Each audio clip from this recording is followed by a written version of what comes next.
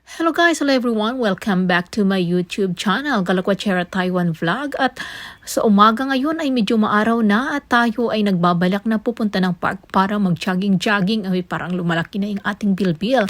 But parang bago dyan, tayo ay magkakape muna. Tara, kape tayo at saka kakain tayo ng isang bread bago tayo pumunta ng park. So ito yung aking ininom, ako'y nagkakape muna at bago pumunta ng park ay kumain muna. Syempre para maging mas malakas tayo, o diba? Tara, nagkape na ba kayo mga kaibigan, mga kagalakwachera? Ayan. So, sa ngayon ay hindi tayo masyadong magala. But bago yan, ayan, pagkatapos ko ng kape ay may kumatok na sa aming pintuan at ayan pa ang magde-deliver pala ng kalendar ni Lola. Ayan, yung kalendar ni Grandma dahil malapit na ang Chinese New Year kaya nagbibigay sila ng mga kalendar dito. Kaya ipinaghanda na ang mga kalendaryo at ako'y bumaba na from 7th floor to 1st floor. At ayan na nga, dahil ayan, para meron tayong maiba-vlog, ayan, yung aking munang vinidyuhan ang aking pag-aakyat dito sa elevator from level 1 to level 7. Ayan na nga, syempre ganyan tayo sa bawat galaw natin ay hawak natin ang ating mga cellphone. At ayan na nga, ako'y nagsasalita dito ay wala palang sound. Iwan ko ba, ayan, wala palang sound yung aking phone. I don't know why, but it's okay. So ayan na nga, at tayo ay bubukas ng ating pintuan at tayo'y papasok na dahil at pagkatapos niyan at tayo'y lalabas. Siyempre, nag-post muna. Sayaw-sayaw muna si Marimar. Feeling dancer pero walang problema, diba? Kaya chill lang ang life, diba? Smile. So, tayo nga na nga, maya-maya pa ay nandito na ako sa park. Naglalakad-lakad na. Siyempre, ayan, lakad-lakad muna tayo. Ayan. 1, 2, 3, 1, 2, 3, 1, 2, 3, 1, 2, 3, and boom! Ayan, tayo sa mga halamanan, diba? At wala naman tayong gagawin kundi maglakad-lakad. Ayan, sa mga punong kahoy na wala namang kinalaman sa ating buhay. O diba? Ano ba talagang gagawin mo, ate? Mag-jogging ka na. O sige na, maya-maya mag-jogging ako at saka medyo maganda yung araw. So dito sa lilim ay walang masyadong araw. Doon sa labas ng lilim, yun ay magandang araw. Ayan na nga, inilagay ko ng aking phone at ay tatakbo-takbo pa. Ayan, ito na. Ayan, tumakbo-takbo ako. At saka maya-maya pa dumating yung boss ko at siya na yung nag-video sa akin yan dyan. Ito, ako yung nag-video sa sarili ko. Siyempre, diba? Para meron tayong mga pang-vlog sa ngayong araw na ito. Ayan, siyempre, magbawas-bawas din tayo ng bilbil dahil nakakulong lang tayo sa isang malamig na lugar sa loob ng bahay. So, sa ngayon, bawas-bawas muna tayo. At saka, kasi nga, nagkakape naman tayo, nagkakain ng tinapay at whatever na nasa loob ng bahay, kaya hindi na malayan, lumalaki na ang bilbil. So, ayan, medyo naka-coat pa, medyo malamig pa ng konti. Ayan, so, diba? Kaya iba talaga, nagkakaedad na. Kailangan naman natin magtakbo-takbo paminsan-minsan para hindi tayo tuluyang lumambot, hindi tuluyang manigas yung ating katawan sa tabi-tabi, o diba? Ayan, kinuha ng aking phone. Okay na, o diba?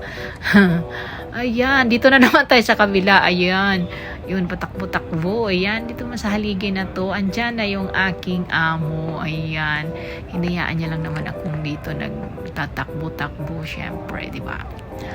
Ayan, para magkaroon tayo ng enerhiya sa ating katawan. Diba? Ikot lang, Mare. Ikot lang tayo dyan. Diba? At pagka maya-maya pa ay aking tinanggal ng aking phone. Rest muna ng saglit. Diba? Sarap maghabulan sa haligi. So, diba? Once more, ulitin natin, lipat sa kabila. Ayan, yung aking amo, nakikita yung sapatos. Ako'y nagtatakbo. Kasama yung aking alaga, yung aking boss. Ayan, dyan, nakaupo sila. Diba? Habang ako naman tumatakbo. Kasi malamig. Kahit anong takbo dyan, hindi ka man lang pawisan. Kasi nga, medyo malamig pa rin kahit may araw. Ayan, ayan. Once more. Ayan. Lakad-lakad muna tayo. Konti. O, diba? Sarap mag-jogging. Mag-jogging ng mag-jogging. Mag-exercise tayo tuwing umaga. Tuwing umaga. Tuwing umaga. Tuwing umaga. Mag-exercise tayo tuwing umaga upang ang katawan natin ay sumigla. Ayan, yan yung aking, at pag uwi ko, ayan, dinalhan ako ng kapatid ng aking amo ng pagkain. Ayan, pagkatapos ng exercise, ayan na naman, food is life.